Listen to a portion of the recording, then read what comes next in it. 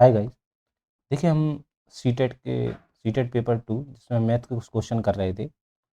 जो हम previous year के क्वेश्चन देख रहे हैं उसी को आगे कंटिन्यू करते हैं। देखिए हमारा आज का क्वेश्चन है, मान लीजिए कि एक्स एक ऐसा कोण डिग्री में है, कोण हमेशा डिग्री में रहता है, रेडियन, जो अपने संपूरक से 34 डिग्री कम है, और बाई एक ऐसा कोण है जो अपने पूरक से 38 डिग्री अधिक है, तब 2x माइनस वाई बराबर होगा। तो देखो हमें क्या करना है, पहला हमें दिया है संपूरक। संपूरक क्या होगा इसका, एक्स, इसका मान है 180 माइनस एक्स। ठीक है, एक्स का मान हो गया, इससे कितना कम है, इससे 34 डिग्री कम है, तो 34 डिग्री कम है। ये एक्स का मान, यहाँ से एक्स का मान निकलेगा तो कितना आएगा, ये इस तरफ एक्स आएगा, ये हो जाएगा 2x, और ये हो जाएगा 180 माइनस 34 माइनस करोगे इसमें से, तो 34 कितना, 6 और 7 बता 4, 146। तो 2x बराबर कितना है, 146, और x का मान हो जाएगा 73, 73। ठीक है, तो 4 कितना, 6 सही आ रहा है, कितना बचा है, 7, 4, 3, ठीक है, 73 डिग्री है। एक्स का मान यहाँ से निकला। ऐसा बाई का देखो, बाई क्या बोल रहा है, बाई एक ऐसा कोण है जो पूरक से 90 डिग्री अधिक है, पूरक से, तो इसका पूरक क्या हो जाएगा, 90 माइनस बाई प्लस के 38। ठीक है, अब देखो अधिक बोल रहा है, कितना हो जाएगा 8, और ये कितना हो जाएगा 12, 128, इस तरफ आ जाएगा बाई, तो ये होगा 2 बाई, बाई का मान हो जाएगा यहाँ 2 6 जा 12, 2 4 जा 8, तो ये हो जाएगा 64 डिग्री। तो ये 73 डिग्री, ये 64 डिग्री। अब यहाँ से मान रखोगे इसमें, तो 2x माइनस के बाई, 2x माइनस के वाई, तो 2x मीन्स 73 माइनस के 64, तो कितना हो जाएगा, 3 दूनी 6, 7 दूनी 14, और इसमें 64 माइनस कर दो, 2 और 82 डिग्री आ जाएगा। तो इसका आंसर कितना आएगा, 82 डिग्री। नेक्स्ट क्वेश्चन पे आते हैं। देखिए, अंकों 0, 2, 5 और 6 के उपयोग से बिना अंकों की पुनरावृत्ति के 3 अंकों की बनाई जा सकने वाली सबसे बड़ी और सबसे छोटी संख्याओं का अंतर बताना है हमें। सबसे 3 अंकों क्या करना है हमें, 3 अंकों की सबसे बड़ी संख्या बनानी है और सबसे छोटी संख्या का अंतर बताना। तो देखो इनको सबसे बड़ी क्या करोगे, कैसे बनाओगे बड़ी संख्या, तो पहले सबसे बड़ा वाला अंक, सबसे बड़ा नंबर लो सबसे पहले, फिर उससे छोटा, फिर उससे छोटा। ठीक है, ये 3 अंकों के, अगर 0 को लोगे तो 4 अंकों की बन जाएगी। ये सबसे बड़ी है, 3 अंकों की सबसे बड़ी, सबसे बड़ी संख्या।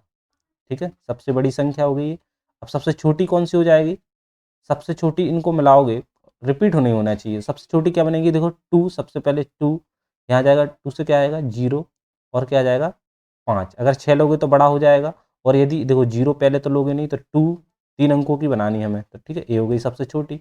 अब इसका क्या करो, अंतर कर दो, अंतर मीन्स माइनस कर दो, 305 माइनस 7 5 12, कितना बचा 4, 4 4 4 7, तो इसका आंसर हो गया तीसरा। नेक्स्ट क्वेश्चन पे आओ।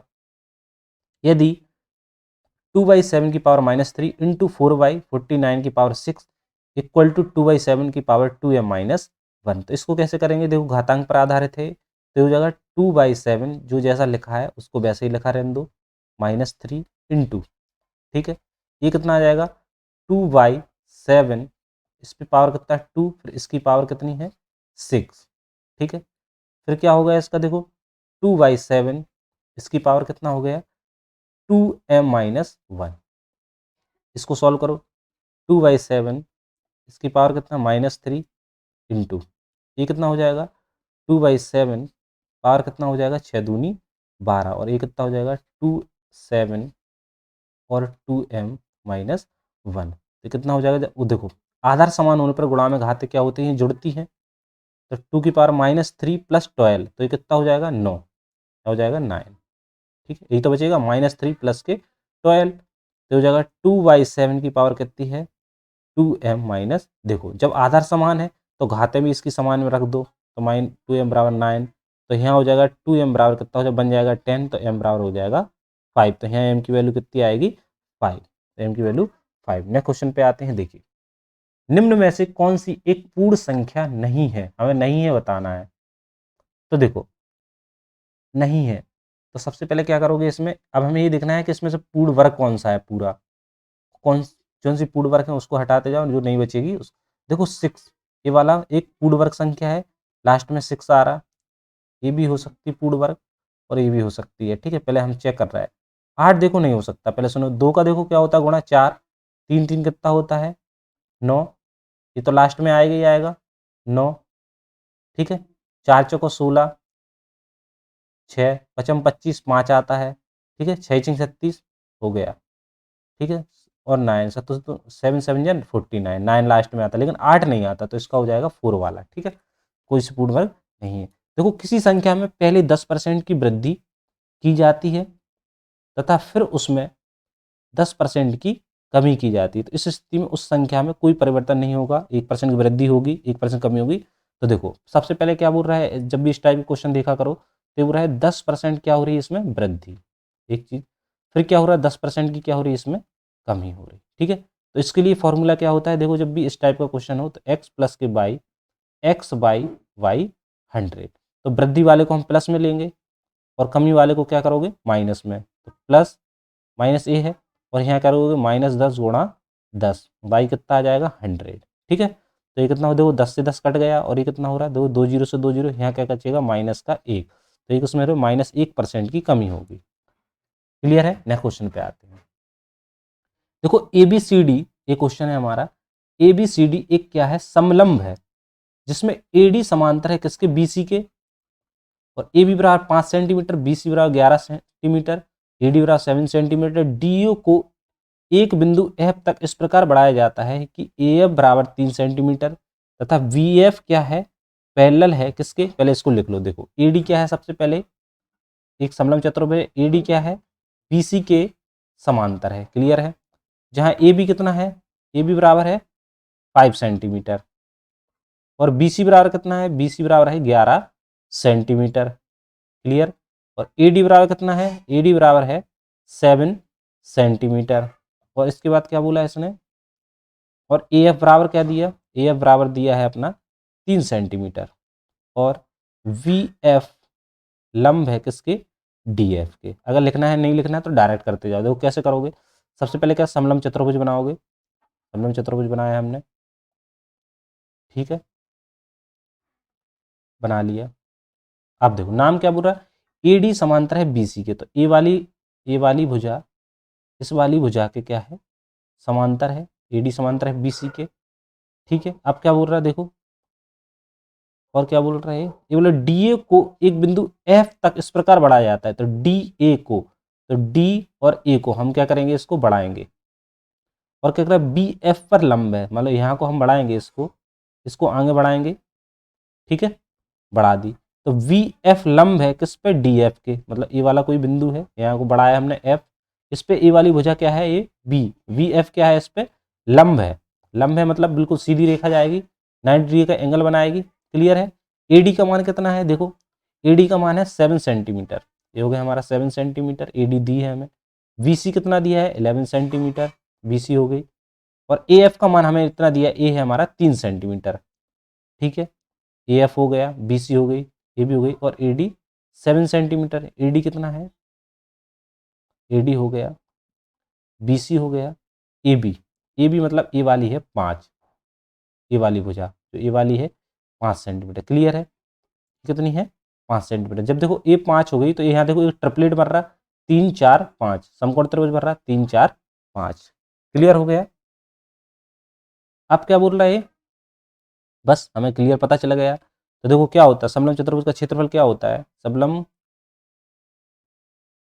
चतुर्भुज का एरिया, एरिया क्या होता है 1/2 समांतर भुजाओं का योग इंटू उनके बीच की दूरी। तो 1/2 समांतर भुजाएं कितनी है 7 + 11 और इनके बीच की दूरी ऊंचाई कितनी है अपनी 4 है, ऊपर से 4, ठीक है। तो 2 से कितना कट गया ये 2 बार, और ये कितना बचा 11 और 7 जोड़ोगे कितना आएगा 18 × 2, तो हो गया ये 36 सेंटीमीटर स्क्वायर, जो दिया है 36 सेंटीमीटर स्क्वायर, बिल्कुल राइट आंसर है। अच्छा क्वेश्चन था। देखिए दीपक, नेक्स्ट क्वेश्चन पे आओ। देखिए दीपक 150 मीटर लंबाई और 100 मीटर चौड़ाई वाले आयताकार मैदान के 10 चक्कर पैदल चलकर लगाया करता था, ठीक है। उसे 0.2 किलोमीटर के स्क्वायर 2 किलोमीटर स्क्वायर के क्षेत्रफल वाले वर्गाकार मैदान चक्कर लगाने पड़े, तो इस मैदान के कितने चक्कर लगाए जिससे वह पैदल चलने के नियमित कार्य को पूरा कर सके। ठीक है, अब सुनो, पहले क्या करा है, देखो आयताकार है ये,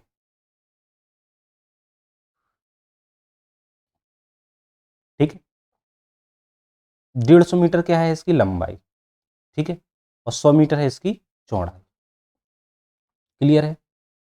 अब ये क्या कर रहा है, देखो पहले चक्कर लगा रहा पूरे का, तो इसका पहले परिमाप पता कर लो। तो आयत का परिमाप कितना होता है, 2l प्लस वी, तो ये कितना आ जाएगा, 2l कितना है 150 प्लस 100, ठीक है, 2 इंटू कितना हो गया ये 250, 25 दूनी 50, मतलब 500 मीटर।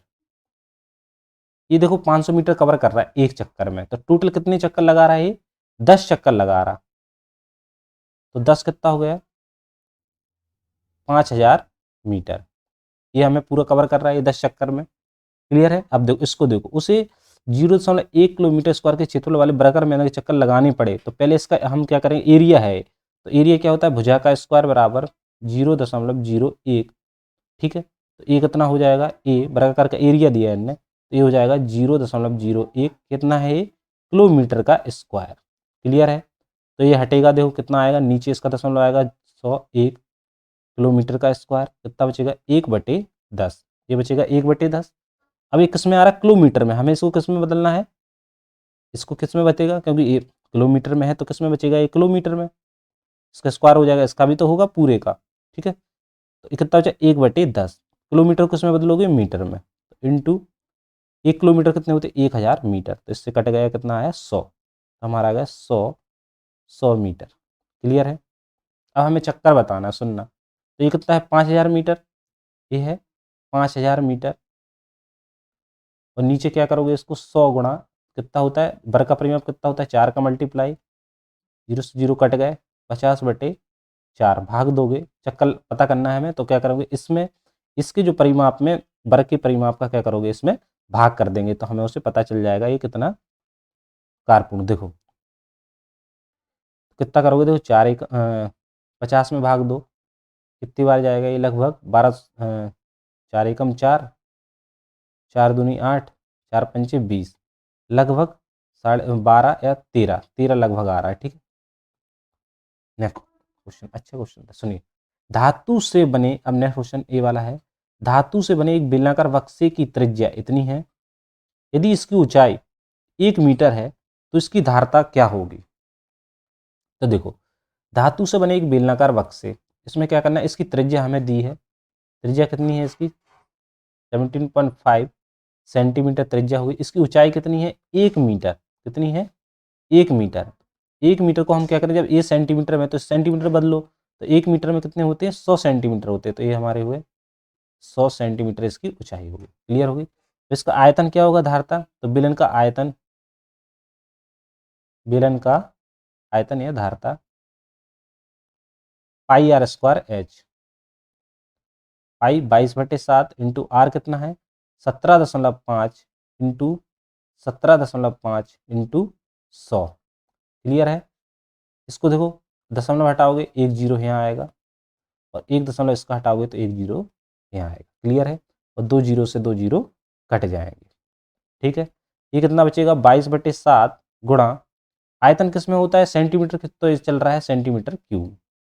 ठीक है। 17 मतलब 175 गुणा 175, जो कट रहा 7 दूनी 14, 7 दूनी 14 और 3 7 पंजे 35, तो ये 25, तो कितना आ रहा 22 गुणा 25 गुणा 175 सेंटीमीटर क्यूब। तो देखो अब क्या करोगे इसे लीटर में बदलना, तो 1 सेंटीमीटर क्यूब बराबर कितना होता है, सॉरी 1 लीटर में 1000 सेंटीमीटर क्यूब। ठीक है होता। तो इसमें हम क्या करेंगे 1000 का डिवाइड कर दो इसमें, ये लीटर में कन्वर्ट हो जाएगा। ठीक है। लीटर में कन्वर्ट हो जाएगा, तो कितना हो रहा 25 चौको 100, तो ये 40 हो गया, कट गया ये।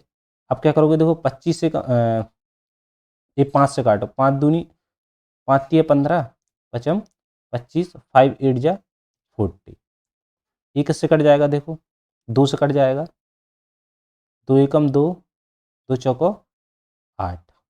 ठीक है। तो 35 कितना हो जाएगा 3, 35 का गुणा 11 में बटे 4 से डिवाइड करोगे तो ये कितना आ जाएगा 3, 8, 5 डिवाइडेड बाय 4, 4 7 4 अट्ठे 4 नम 36, 385 में भाग दो 4 का, 4 का डिवाइड करोगे 4 9 जा 36 और कितना बचा 2, 4 6 जा 24 बचा 1 दशमलव 96.25 आएगा, 96.25 आंसर हो गया। क्लियर है? नए क्वेश्चन पे आओ। देखो, किसी कक्षा के 40 विद्यार्थियों की औसत आयु 12 है। शिक्षक की आयु को मिलाने से इन सभी की औसत आयु क्या हो जाती है 13 वर्ष हो जाती है। यदि शिक्षक की सेवानिवृत्ति की आयु 55 वर्ष है तो वह शिक्षक कितने समय बाद सेवानिवृत्त हो जाएगा, मतलब कब रिटायर हो जाएगा। यदि पहले 40 विद्यार्थियों की वो दे रहा है वो, तो 40 विद्यार्थियों को हमें पता है कि ये औसत वाला है, तो औसत के लिए फॉर्मूला क्या होता है, औसत का होता है टोटल कितने कुल परीक्षणों का योग, कुल आंकड़ों का योग मतलब टोटल, और जितने आंकड़े दिए उतने उतने का क्या करो, उतने नंबर का भाग दो इसमें। तो औसत निकालने के लिए क्या करोगे, तो इस वक्त हम बोल रहे हैं 40 का निकाल रहे हैं, मान लो यहाँ 40 विद्यार्थियों का, तो हम बोलेंगे कि 40 विद्यार्थियों का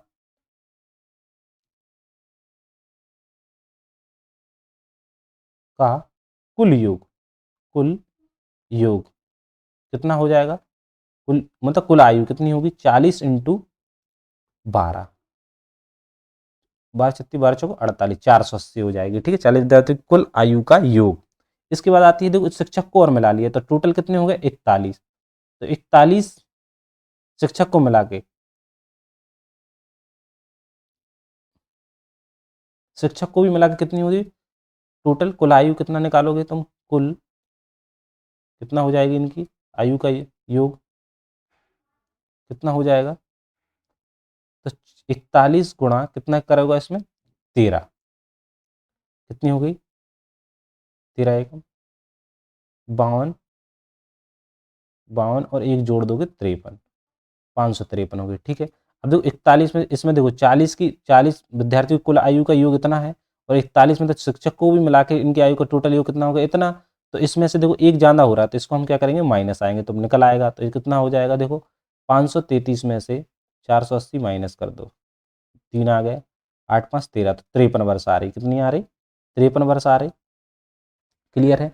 और कितनी होनी 55 वर्ष आयु है, तो मतलब कितने का अंतर है इसमें 2 का, तो 2 वर्ष, 2 वर्ष बाद ठीक है सेवानिवृत्त हो जाएंगे।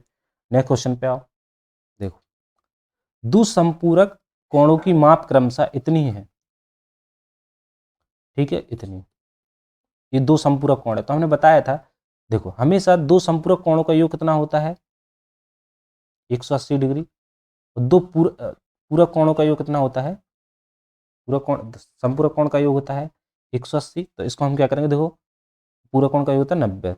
सुनो, 2a plus B plus 3a minus B बराबर कितना हो जाएगा 180 डिग्री। ठीक है, तो ये देखो 2a बराबर कितना है और 3a, इनको ऐड कर लो कितना आ जाएगा ये 5a, और b से b कट जाएगा तो ये कितना आ जाएगा 180 है क्या ही रहेगा।